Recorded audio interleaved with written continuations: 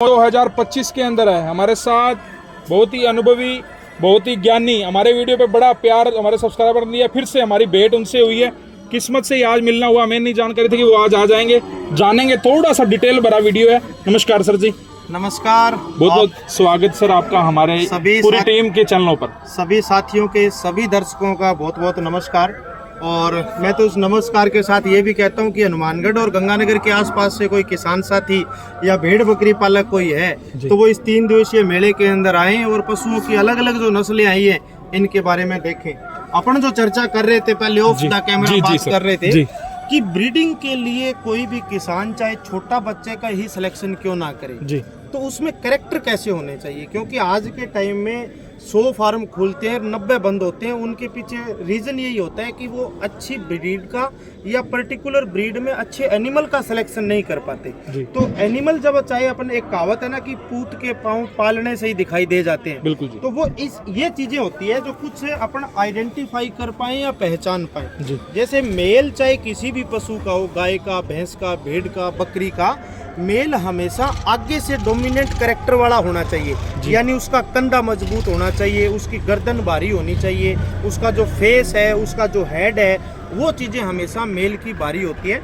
और फीमेल होती है पीछे से मजबूत होती है, पीछे से चौड़ी होती है। क्योंकि फीमेल का जो अडर का पोर्शन है, पीछे से फीमेल चौड़ी होगी तो अडर बड़ा होगा, उसकी मिल्किंग कैपेसिटी अच्छी होगी और उसकी बेली का साइज बड़ा होगा तो वो डबल और ट्रिपल बच्चे देगी।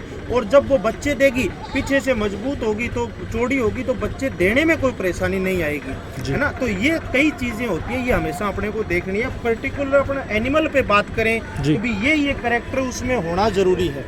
तो मेल में जैसे ये मेल अपने नेचुरल खड़ा है, अपने इसको डिस्टर्ब नहीं कर रही। जो गलकंबल अपने को दिखाई दे रही है, जरूर ये डिपेंड करता है कि किसी ब्रीड में गलकंबल कम हो, किसी में ज्यादा हो।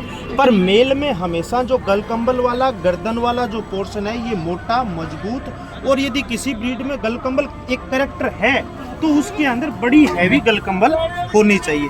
अभी जैसे ये आपने ही बताया कि भी 7-8 महीने का बच्चा है, अदंत बच्चा है। अभी इसके अंदर अपने को अच्छी खासी, जैसे थारपारकर गाय में गलकंबल आगे से लेकर के ठोडी से लेकर के पीछे तक दिखाई देती है। ये पट्टा आ गया जो इसको थोड़ा सा दिखने नहीं दे रहा, तो ये चीज है। फेस है, फेस हमेशा मेल का फेस थोड़ा भारी होना चाहिए। बकरी की तरह कभी मेल का फेस नहीं दिखना चाहिए। जिस मेल का फेस बकरी की तरह दिखेगा उसके बच्चे उसकी कॉपी कभी नहीं आएंगे, है ना। तो डोमिनेंट जो मेल होगा उसका फेस डोमिनेट होगा तो उसके बच्चे भी हमेशा उसके ऊपर आएंगे। कानों की जो लंबाई है, अब जैसे बिटल के अंदर कानों की लंबाई ज्यादा है तो उसके अकॉर्डिंग ही अपने को बच्चे का सिलेक्शन कानों की लंबाई पे भी करना चाहिए। और आज के टाइम में तो इंडिया में ही नहीं जबकि पूरे वर्ल्ड में क्रेज चल रहा है कि जितनी कानों की चौड़ाई होगी, जितनी कानों की लंबाई होगी, उसका रेट उतना ही ज्यादा है। हालांकि कानों में कोई बच्चे पैदा नहीं होते, कानों से कोई ज्यादा दूध नहीं मिलता, कानों से कोई ज्यादा मीट नहीं निकलता, पर वो एक सुंदरता को बढ़ाता है, सुंदरता को प्रदर्शित करता है। तो ये चीज है। ऐसे ही जैसे सींग की अपन बात करें, जैसे बिटल ब्रीड के अंदर है कि चपटे सींग, तो जैसे इस बच्चे के अंदर अपने को पीछे चपटे हुए सींग दिखाई दे रहे हैं, तो इससे भी इसकी सुंदरता भी बढ़ती है और जो ब्रीड का कैरेक्टर है उसको भी ये फुलफिल करता है। फिर एक चीज इंपॉर्टेंट, जब भी अपन चाहे छोटे बच्चे से सिलेक्ट करें या बड़े में सिलेक्ट करें, जो बॉडी की शाइनिंग है, उसकी शाइनिंग, बच्चे के अंदर जो शाइनिंग आएगी वो उसकी हमेशा लाइफ में शाइनिंग रहेगी। ऊपर से केवल तेल लगाने से, नहला देने से, शैम्पू से नहलाने से शाइनिंग नहीं, नेचुरल जो शाइनिंग है, तो शाइनिंग उस ब्रीड के अंदर, बच्चे के अंदर, उस नस्ल के अंदर आएगी तो अपने आने वाली पीढ़ियों के अंदर भी वो कैरेक्टर हमेशा रहेगा। लंबाई है, चौड़ाई है। अपन आज एक कंपटीशन चल रहा है पूरे पंजाब में कहूँ या पूरे हरियाणा में कहूँ कि 47 इंच, 48 इंच, 46 इंच। जरूर हाइट अच्छी होगी पर अकेली हाइट होने से शरीर का वजन नहीं बढ़ता। शरीर के वजन के लिए लंबाई जरूरी है। तो जिस एनिमल की, भेड़ की या बकरी की या उसके मेल की या फीमेल की, लंबाई के साथ साथ हाइट, दोनों चीजें अच्छी होगी तभी उसका वजन अच्छा आ पाएगा। और एक खैर सिरोही के अंदर कुछ लोग हमारे साथी कहते हैं कि जिसमें बैंड होगा वही ज्यादा सिरोही होगी, जबकि जिस बकरी की लंबाई होगी उसमें बैंड होगा।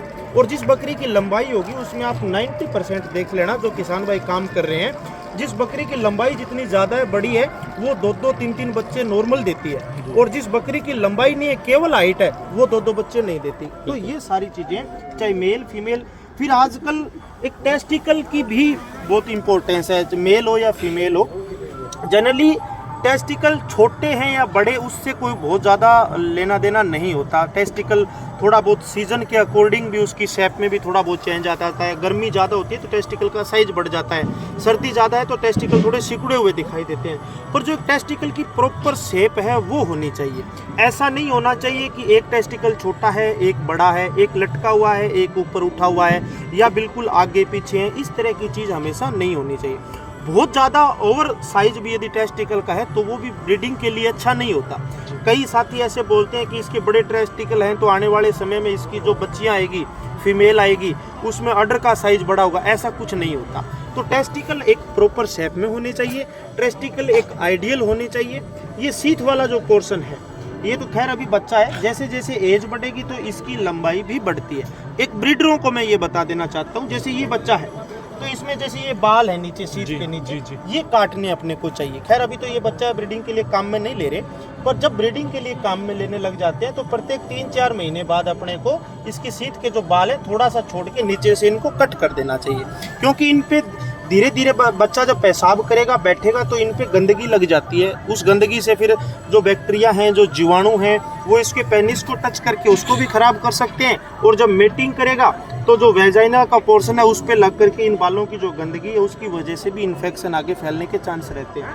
खैर बकरियों में तो खैर सभी पशुपालक भाई पूंछ के नीचे के जो पैरों के बाल हैं, जैसे आप लोगों ने भी इनके बाल काटे हुए हैं, तो ये बाल भी अपने ब्रीडिंग सीजन से पहले और ब्याने से पहले 2 टाइम हमेशा ध्यान रखिए। गर्मी सर्दी का कोई लेना देना नहीं है। बकरी जब ब्याने वाली है उससे 15 दिन पहले इन बालों की कटाई करनी जरूरी है और पूंछ के बालों की कटाई करनी जरूरी है। ये इसलिए ज़रूरी है कि जब बकरी या गाय या भैंस कोई भी मादा जब बच्चा देती है तो 10 से 15 दिन तक कचरा गिराती है, और जब बाल काटे हुए नहीं होंगे तो वो कचरा उसके ऊपर चिपक जाएगा, और कचरा जब ऊपर चिपक जाएगा तो एक मक्खी आती है। आप लोगों ने देखा होगा बकरियों के पूंछ पे घूमती रहती है, बकरियां पूरे दिन उससे परेशान रहती है। वो मक्खी अंडे दे करके चली जाएगी और उन अंडों से लार्वा निकलेंगे जो कीड़े अपन कहते हैं। वो कीड़े पूंछ के अंदर घाव करके पूंछ को खत्म कर देंगे, और यहाँ पे भी इस एरिया में भी कर सकते हैं। तो इसीलिए ब्रीडिंग सीजन से पहले, यानी बकरी जब गाभिन होने वाली होती है उस समय, और बकरी जब ब्याने वाली होती है उस समय पूंछ के बालों की और पीछे के पैरों के बालों की सफाई करनी पशुपालकों के लिए और भेड़ बकरी पालन में जो ब्रीडिंग पे काम करते हैं उनके लिए बहुत जरूरी है। ये मैं कहूँ मेरी तरफ से दिया गया सबसे इम्पोर्टेंट ज्ञान यही था। जी थैंक यू सर, बहुत बहुत चलिए, धन्यवाद सर, सभी बहुत बहुत शुक्रिया सर आपका। पशुपालकों का, सभी भेड़ बकरी पालकों का, सब हमें जो साथी प्यार करते हैं उनका बहुत बहुत धन्यवाद। और हम उम्मीद करते हैं कि इसी तरह की नई नई अच्छी अच्छी जानकारियां आप लोगों के लिए लेकर के आएं। धन्यवाद सर। बहुत बहुत